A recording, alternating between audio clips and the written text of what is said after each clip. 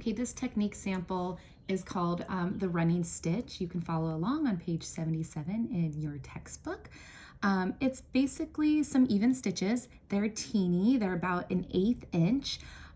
This can be used to put in a stay stitch, and that's what I'm gonna do today.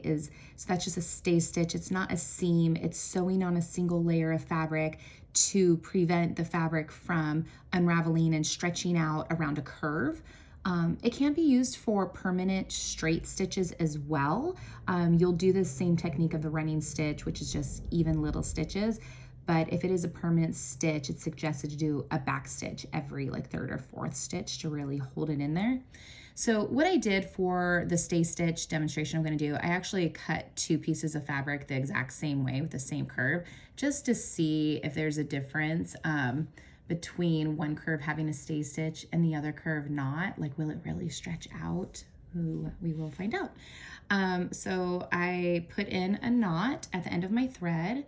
My thread is not doubled up, and I'm gonna sew right to left, just teeny little stitches, and I'm trying to sew on my sew line. So I understand this is a technique sample, but if this was an actual garment you were sewing, you'd wanna figure out what's your sew line. Is it 1/2 inch from the raw edge, 5/8 inch? I'll let you kind of figure that out. It's recommended to use a longer stitch. That way you can take, a whole bunch of these like teeny little stitches at once on a longer needle so that you're not pulling your thread every single stitch. And supposedly this will help the stitching go by a little bit more quickly. So I'm gonna pull my needle through. Okay, there we go. I'm trying to make it as even as possible. I think probably years of experience will help you with that.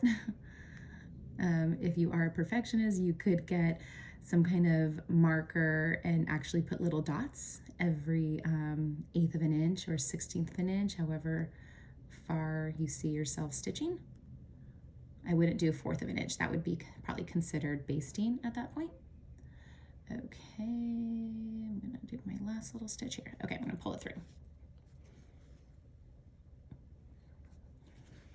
And it's recommended to pull it pretty tight. Of course, I don't want to create any puckers in my fabric, but I want to make sure the stitch is nice and tight.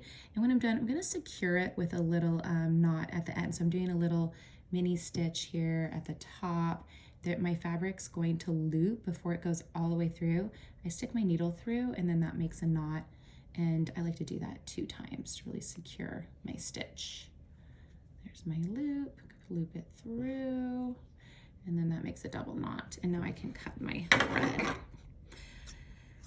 Okay, so this has a stay stitch. So basically, what happens if we start like, pulling, I don't want to pull too hard, but sometimes we line up curves with other things. Maybe this is in our bag after a while. I should really do a better experiment where it's like sitting around for 2 weeks in my sewing suitcase. Okay, this probably is a terrible demonstration, but honestly, I will say, do you guys see the back? The back did get stretched out from what I just did. It actually kind of did. I can see it. It's slight, but it's a little bit. Anyways, the whole point is that this actually can really get stretched out. When you cut something on a curve, I'm being pretty harsh, but I don't know if the camera's picking this up, but there are like little waves and bubbles. And supposedly by having this stay stitch in there, these stitches should be securing all of these threads that are going up and down, left and right to stay together, where this one doesn't have that. So it can get like pretty wild and kind of move around. So yeah. Anyways, stay stitching, it's supposed to keep your curve from stretching versus if you didn't have it, the threads could really unravel and loosen after amount of time. So there you are. That's the end of this technique sample.